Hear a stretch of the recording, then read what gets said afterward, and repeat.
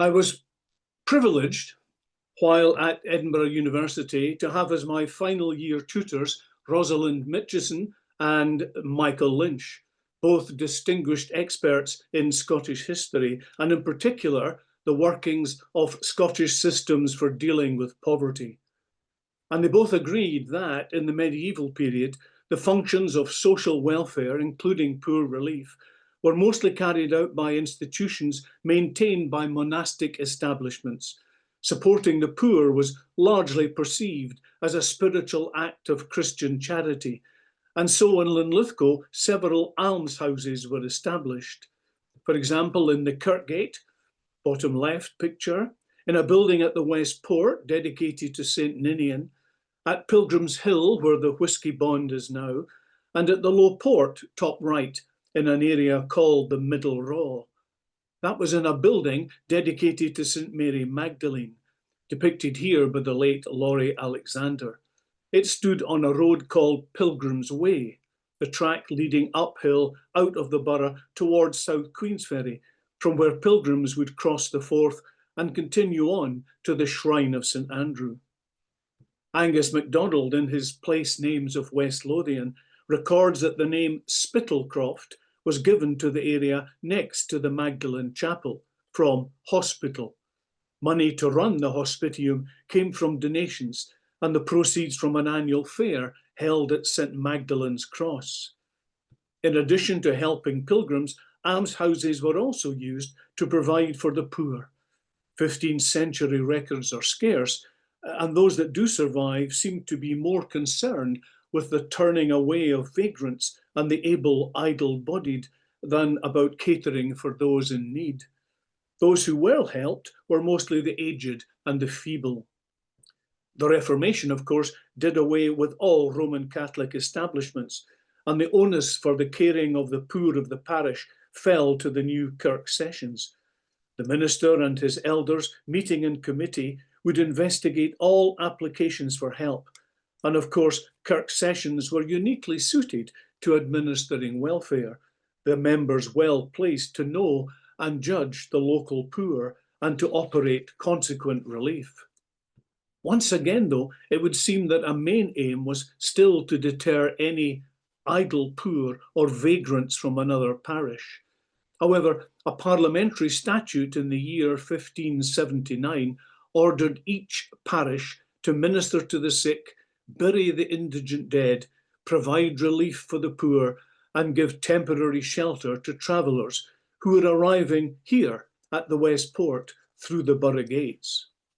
The Act went on, those claiming poor relief and wishing to move out of their own area need a letter of authority from the local justice. Repeat offenders risk being put in the pillory for 3 days and 3 nights, and hae none other sustenance but bread and water, and then shall be expelled frae the town. It went on, repeat offenders will be marked with the borough branding iron. However, those members of the parish entitled to beg will be issued with appropriate proof in the form of an official insignia. This issuing of beggars' badges was a scheme designed to make begging illegal unless wearing this authentication. The size, shape, type of metal and design of the badge was left to each individual parish, so they vary widely. They were cheaply made and often melted down to be reissued after a badge holder died. Consequently, not many survive, and those that do can be quite valuable, as you see here. I've never come across a Linlithgow beggar's badge, so perhaps very few were made or survived. There is a reference in a St. Michael's Kirk Session minute to the lack of available badges in the borough and of communion tokens being used instead. The minute seemed to make an exception regarding beggars coming from an adjoining parish. They were not to be punished if found begging, just returned over the border to their hometown area. Linlithgow also allowed for itinerant performers staging musical concerts at the market and collecting money from onlookers. Official beggars went by many names. Gaberlunzies were singers and storytellers and often licensed by the crown to travel the country. There were also the king's bedesmen, first appointed by King James VI. They were also known as blue gowns on account of the official cloak that they were issued with. Yet another name was a jock. In Edinburgh, the jocks had a special meeting place, and annually on the king's birthday, they would congregate there to receive a new cloak, 1 shilling for every year of the monarch's age, and a tin badge bearing the words pass and repass, which allowed them to move freely throughout the land. Their meeting place was called Jock's Lodge, still an area of the capital. Edinburgh also issued badges to street porters called caddies. They performed all sorts of odd jobs around the city, including the delivery of various products up to the very top of the town's tall tenements. Some licensed beggars were sometimes promoted to the position of sedan chair porter. As the 18th century progressed, the Scottish Parliament and the Privy Council made many statements relating to the problems of the destitute. Rather than advocating support for the poor in general, these concerns usually came from a desire by the landowning class to maintain a stable society and keep their lands under cultivation by their tenants and prevent any peasant uprising through poverty. Indeed, Scottish peasants in the 17th and 18th centuries had much to protest about. Tenant farmers who rented their land found that their allocation of rigs changed every year, giving no incentive to improve their soil. Farming was on a subsistence level, producing just enough for each cotter's family to survive. And when catastrophes struck, such as epidemics, persistently severe weather, crop blights, or the death of a breadwinner, subsistence farming became impossible and help was desperately required. In addition, the enclosure movement saw many small farms incorporated into one large concern in the hands of one wealthy landowner, and those dispossessed often had no other recourse than to go on the parish. Eventually, Parliament was forced to take action. One act allowed a landowner to take into his service the offspring of a poor family, that is, any pauper child aged between 5 and 14. And girls had to remain serving their master until they were 18 years old, and boys until they were 24. Severe punishment followed if they tried to run away. The Kirk Session was also responsible for supporting abandoned babies, often recorded in the minutes as exposed wains, such as those left on the steps of Linlithgow's Borough Hall during periods of hardship, like the 7 lean years in the late 17th century. This letter shown here reveals the heartbreaking nature of that. This infant, it states, is the child of a poor sailor who, being pressed into the king's service, its mother left in distress, is obliged to commit it to your care to preserve life.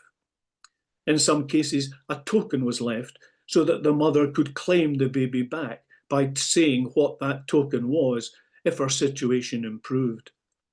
Money was in short supply in 17th and 18th century Scotland, and the old adage went, "It's the pair wha look after the pair." Scots, however, were never compelled to pay poor taxes, unlike the case in England, where jail awaited non-payers. Jeremy Bentham regarded poverty on the same level as criminality or lunacy. This is his body. He even said, "I want my body to carry on being useful after death," so they've preserved it with his real head between his knees in the University College London. In Scotland, after the Reformation, some financial help came from the numerous fines handed out by the Kirk Session to those guilty of various wrongdoings. The most common offences were anti-nuptial fornication, adultery, and the births of illegitimate children. A pregnant woman could be visited by an elder and exhorted to confess the identity of the father. If a woman was accused of having recently given birth and denied the claim, The session could order one of its elders to milk her breasts, and if milk was produced, that evidence proved her guilt, and the fine was then doubled. The money was allocated to the parish paupers once a month, after each kirk session meeting. The total amounts available varied widely depending on what fines had been collected that month.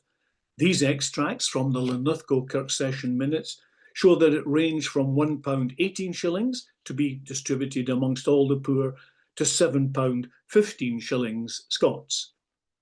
Linlithgow session records also reveal some other interesting sources of revenue. This extract states that on Sabbath day, 18th June 1749, the session received a donation from a fellowship meeting in Widow Duff's house for the benefit of the parish poor. With limited funds, however, the session could not afford to be overly generous, as this extract reveals. Jacobina Nimmo appeared and asked for assistance. She begged forgiveness for her sin of antenuptial fornication and earnestly requested the re-establishment of her assistance, claiming that she was bringing up 3 wains on her own. She was admonished, ordered to wear a sackcloth gown and sit on the cutty stool for 3 consecutive Sabbaths. She was further exhorted not to miss any more Sunday services. No money was allocated, but some coal and oatmeal were given to her. Another Linlithgow session court entry reads, Mary McCulloch admitted that she had kept children off school, claiming that, quote, they were that ragged, all the other wains mad sport of them. She was given a bundle of clothing donated by parishioners. How the session identified who were to be the recipients of the Poor Fund is hard to determine. It would appear to be very much at the discretion of the minister and the elders. This extract from the Linlithgow records for 1746 states that the Reverend Dalgleish received a letter from the sheriff desiring that the elders make up a list of the parish poor. The meeting decided to meet with the town council so that together they could compile such a register. The growing problem of poverty led to the formation of fraternities and incorporations. While members of a trade, such as tanners, cordoners, weavers, were in employment, weekly payments were made to their societies. And later, as the Reverend Andrew Bell wrote in the new statistical account, they were joined by the Masons, the Oddfellows, the Society of St. Crispin, and the strictly teetotal Rechabites. When death, illness, or injury affected a family's income, these organisations then provided poor relief from their collected funds. The records of the Linlithgow Fraternity of Dyers are extant from the year 1670, when it is stated that the deacon of the organisation, Thomas Hart, granted 100 merked Scots to Dyer George Dixon. The fact that the group had considerable money to lend at that time suggests that they had been in existence for a considerable period before that. The Dyers were magnanimous in dispersing their organisation's funds to help those in need in the community, especially in times of poor harvest and high food prices. This is their minute book, and it records that they responded to pleas for financial assistance during the wars against France, and in 1832 they contributed towards a fund set up by the Board of Health to help tackle a cholera epidemic in the borough. An interesting extract from a minute of June 1736 mentions that, quote, 12 shillings was given to a poor stranger, and 6pence was allocated to a young woman whose leg had been cut off. Very generous. Her distressed mother received additional charity. Women fared particularly badly in times of economic misfortune. An entry in the old statistical account for Linlithgow states that, quote, the swarm of sturdy beggars with which this country is infested is considered a mighty disadvantage. They consist chiefly of stout, able women who, rather than engage in service, are content to go about from house to house begging or selling cheaply made objects. there is every reason to believe the introduction of manufacturing workplaces would effectually relieve the public of this burden. Various female organisations were created to help. In Dalkeith, there was the Old Women's Society, created in 1814, and in Kinross, the Indigent Ladies' Society, members of which met monthly to distribute oatmeal to destitute women. Their funds came from a 5-shilling subscription on joining and then a penny a week collection. By the mid-19th century, things were worse. Linlithgow Minister Andrew Bell chronicles in the NSA in the 1840s, there are 140 persons on the poor roll, the number having considerably increased within the last 2 years. He laments that the Church Poor Fund no longer suffices. That, of course, as you know, being money from fines and from collections, from the rent of church land and from the hire of the church's mortcloth at funerals. Andrew Bell further notes that the use of the church's pauper's coffin was sadly increasing, as many could not afford to pay for a proper funeral, which, as you can see, even in this late 19th century bill, even for a simple burial, could cost £10 4 shillings, and that was about 15 months' wage for a common labourer. It was obviously that changes in agriculture and in industry, along with a huge rise in the population and a growth in urban squalor, was resulting in an increased demand for poor relief. And so in 1844, a royal commission was set up to investigate the problem of poverty in Scotland, 10 years after a similar review had taken place in England. And it eventually recommended poor relief in the form of the establishment of poor houses, places for the sick, destitute, old, infirm, or mentally ill, but definitely not in a break from the English model, the able-bodied poor. For the first time, aid for the poor was to be compulsory, with the cost of the new poor relief obtained from a levy on all owners and tenants of property. It further advised that parishes could be united in order to share the cost of building and maintaining a parish pairhouse. How and to whom poor relief was to be distributed was still the decision of each parochial board, and their main aim was to keep the poor rate low. Much of the Act was adapted from its 1834 English equivalent, and Scottish poorhouses were indeed modelled on English workhouses. Those grim establishments, in one of which Oliver Twist had the temerity to ask for more gruel. Most Scottish families would go to extreme lengths to avoid having to endure the stigma of going to the pairhouse. Rather than enter the house, they would sell everything and reduce their diet. In 1847, the Board of Supervision published model plans for poor houses, and the first 2 were duly built in Edinburgh and in Glasgow. By 1848, 8 more had been constructed, and eventually 70 establishments were built in Scotland. It was in the early 1850s that Linlithgow authorities began to consider constructing a poorhouse. Unemployment was high, mainly due to a fall-off in work for the town's shoemakers. This mid-19th century newspaper article confirms that and covers the opening of a soup kitchen in Linlithgow, serving 80 gallons of soup a week. Sorry, a day, a day. According to the diary of Admiral Robert Johnson Stewart of Champfleury, the possibility of joining a Carn-Wath combination was considered, but later rejected, and it was eventually decided to set up a Linlithgow combination poorhouse, incorporating the 8 parishes of Abercorn, Bathgate, Bowness, Caradon, Kirkliston, Muiravenside, and Whitburn.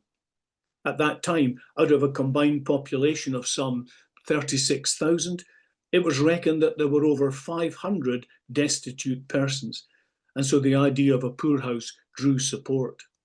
And of course, there was also the added incentive that if a person applied for poor relief, he had to be helped by the parochial board.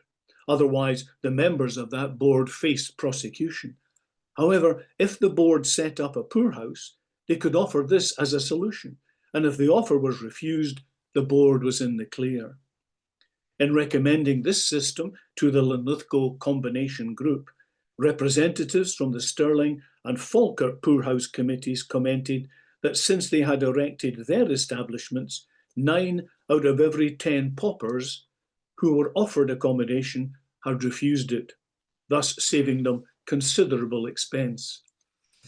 Thus influenced, the Linlithgow Steering Committee duly met, chaired by Adam Dawson of Linlithgow, estate owner and whisky magnate. The decision to go ahead was taken in February 1854, and after tenders were received from local contractors, it was found that the estimated cost would be in the region of £7,000. By the time the house was completed, the cost was not £7,000, it was £9,386, well over £6 million in today's terms. The completed edifice, which opened its doors in August 1856, was a fine, if somewhat austere, baronial building constructed to the east of the town, on sloping ground above the Union Canal, on land belonging to St Michael's Church. The sandstone edifice comprised a large rectangular main block, 2 stories high, with a 3-story central portion used to accommodate Governor John Peddy's quarters. He and his wife had been chosen from 56 applicants, and on appointment they received a joint salary of £80, plus a free house, fuel, lighting and food. Mrs. Peddy, who along with her husband had previously run the Kirkpatrick Fleming Poorhouse in Dumfriesshire, functioned as the female matron, looking after the women's quarters in the West Wing, while Governor Peddy had direct supervision of the male quarters in the East Wing. To assist the Peddys, a staff of just 3 assistants was appointed, each at a salary of £40 a year. To the rear of the main building were some sheds, where the inmates were put to work, for, like the English workhouse, the Linlithgow establishment operated on the principle of less eligibility. That is to say, living in the workhouse had to be less attractive than the life of the lowest paid labourer out with the house. And this principle led to the concept of a well-regulated house, a euphemism for a pretty austere establishment. On arrival through the Arch of Tears, the inmate was unceremoniously stripped and bathed. Their own clothing was taken away and purified, that is, steamed for 3 hours, and then folded away for the time the unfortunate inmate might leave the establishment. A male newcomer was then handed his poorhouse uniform, consisting of a long woolen double-breasted jacket, a thick coarse-twilled blue waistcoat, a striped cotton shirt, grey moleskin trousers, and an indigo cap. Women wore a shapeless frock reaching to the ankles, sometimes with a protective apron. The uniforms were sturdy and hard-wearing, but of course immediately marked out the wearer as poorhouse property. Families were broken up and strictly segregated, women to one wing, men to another, and children went to a third area unless they were being boarded out. Once in the appropriate ward, there was no privacy. Sleeping was communal in bleak, soulless dormitories containing up to 30 beds. Meals were strictly controlled in accordance with dietary regulations laid down by a central board, and eaten in silence in a large communal dining hall with trestle tables and removable stairs.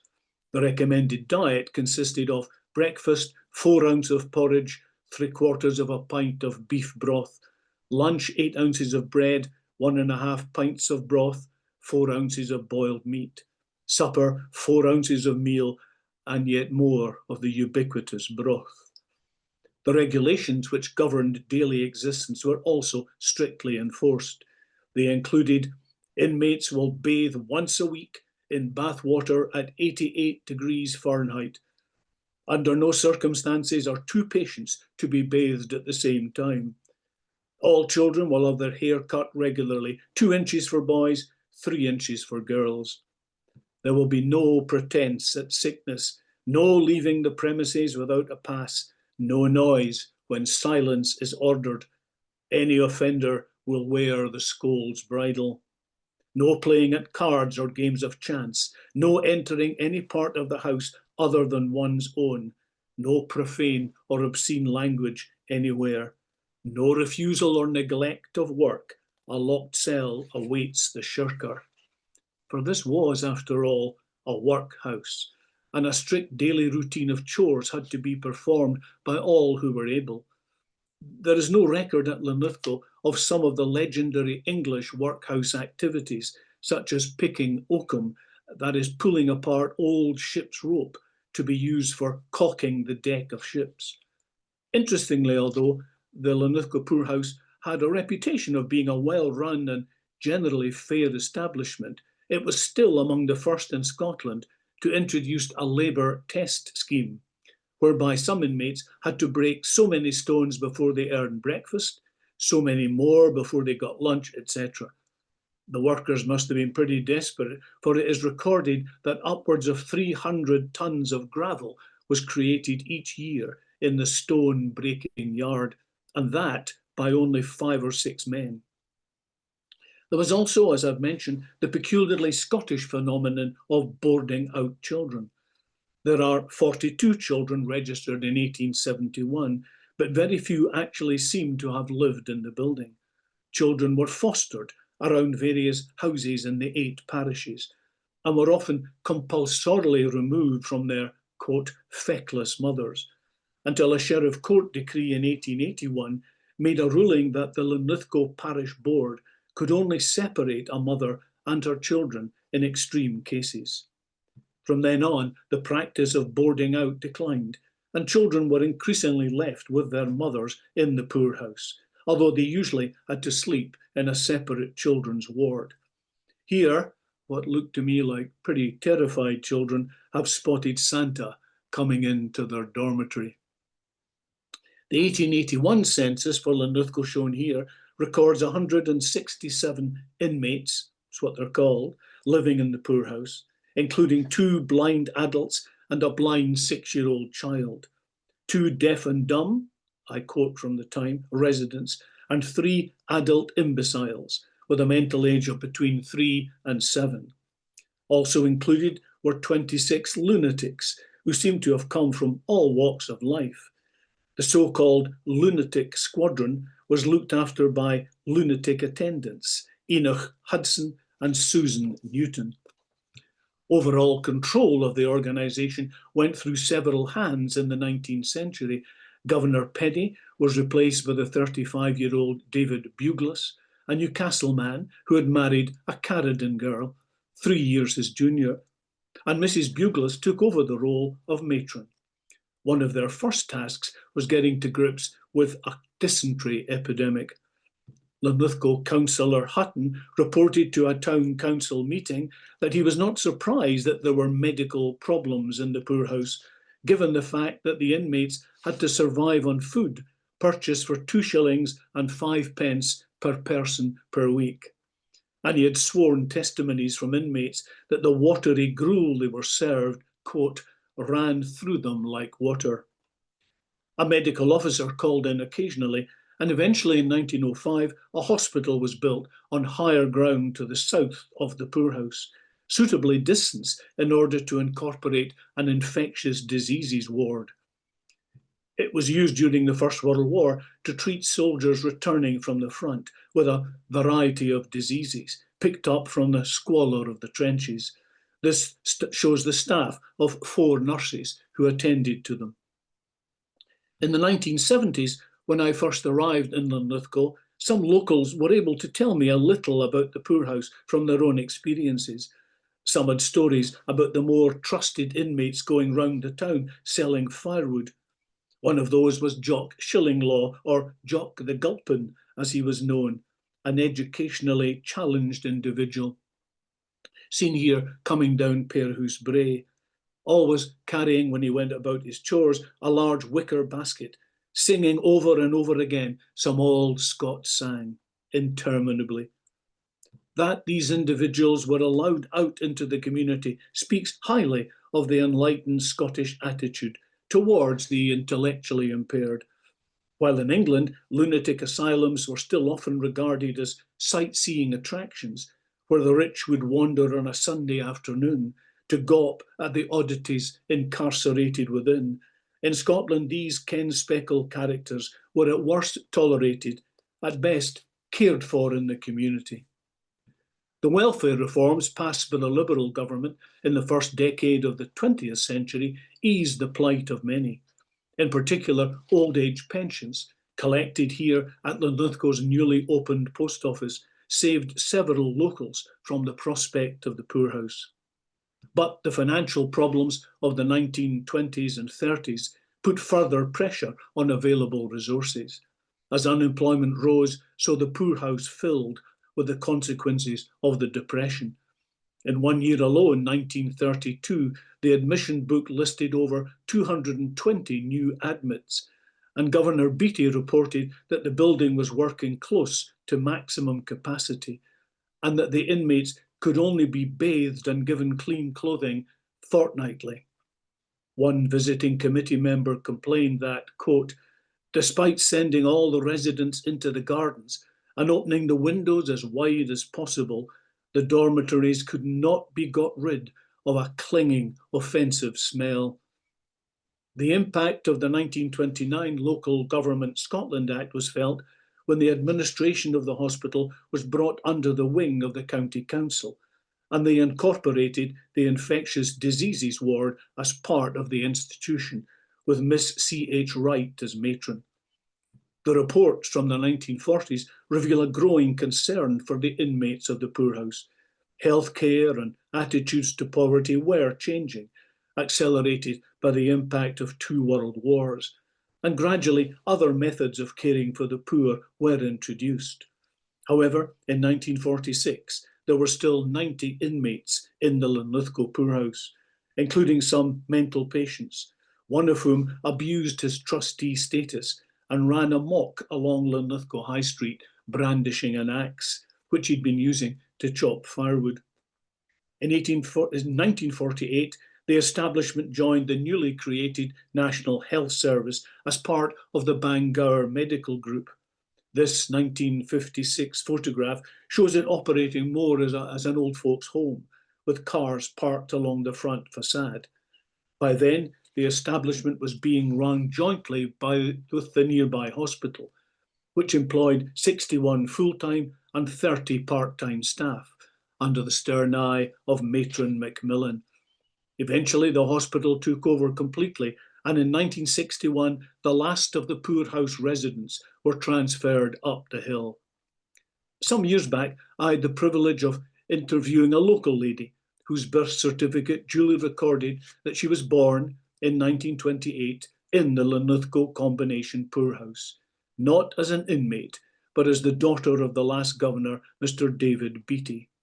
Ina Benny, as she became, was indeed born there, an occasion which was duly recorded by 2 of the inmates hoisting a celebratory banner on the flagstaff atop the Pearhouse piggery.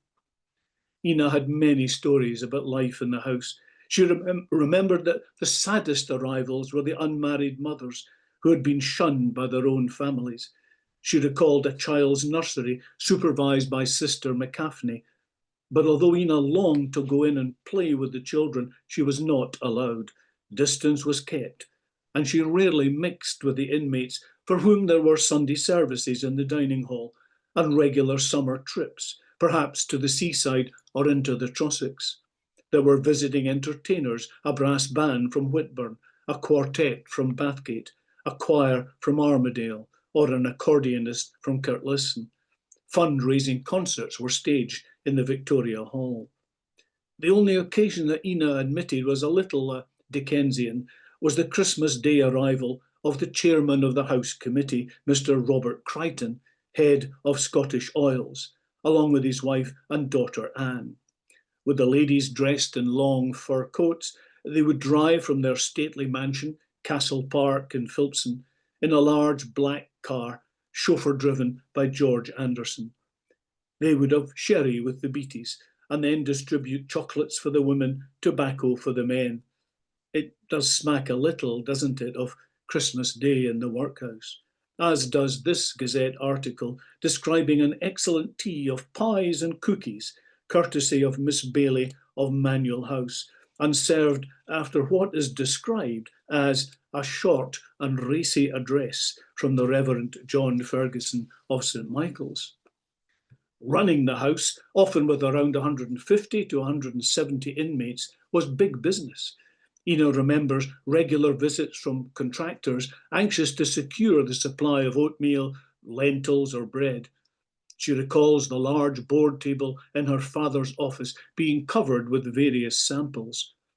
The food was prepared in the large house kitchen under the watchful eye of a cook and her assistant, who would operate various kitchen machinery such as the large rotary bread slicer. Ina particularly remembered the days on which enormous clooty dumplings would be steamed in giant cauldrons. Wartime brought peculiar problems. The idea of moving the elderly or confused inmates into shelters was too daunting, and so in the event of an air raid, safe areas were used, such as under stone stairs or in a basement. Blackout posed particular difficulties. The huge windows were too large to be covered in black cloth, so thick black paper was pasted over the windows, and this proved too much of a temptation for the old male residents, for strips of blackout paper made ideal spills to be used for lighting their pipes. At night, the extent of their destruction showed up only too clearly when the warden spotted chinks of light coming through the holes. Ina recalled how frightened many of the inmates were as the anti-aircraft battery on the hill at the back of the house thundered out at the German planes heading for Clydebank. On Governor Beattie's retiral in 1948, the year the establishment came into the hands of the National Health Service, the place became an extension of St Michael's Hospital, under the direction of Matron Wright, until her retiral, seen here in 1954, when she was replaced by Miss Macmillan. Here, Miss Wright is receiving her retirement present from Dr. Alistair MacLeod, with a portrait of Mr. Crichton in the background. The home acted as a geriatric and long-stay nursing establishment with 8 wards and 115 beds, served by a staff which included nurses, orderlies, porters, cooks, gardeners, and administrative personnel. Here, an elderly lady, called in this newspaper photograph Auld Annie, celebrates her 100th birthday. The building celebrated its centenary in 1956, and several photographs reveal this event. One here showing a collection of officials, including Miss Macmillan, Miss Wright, Dr. Reid, and Mr. Crichton. Gradually, the building deteriorated, and as this 1969 article reveals, it was totally demolished, much to the relief of the South Eastern Regional Hospital Board and the porter at the hospital, James Jamieson, who had to continually report that thieves were making off with copper, lead, and zinc. With increases in the welfare state provision, better benefits, and more enlightened attitudes to mental health, the need for poorhouses was eliminated.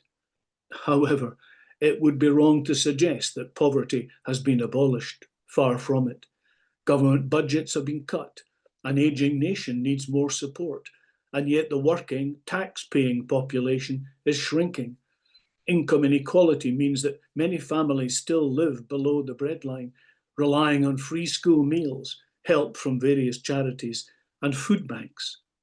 There were 41,000 food bank users in the UK in 1910, 41,000. Today there are 3.1 million. Many are unable to regularly feed their families or clothe their children properly for school. Workhouses may now be part of history. Poverty is not. And I'm delighted to let you know that the income from tonight's show is going to the local food bank.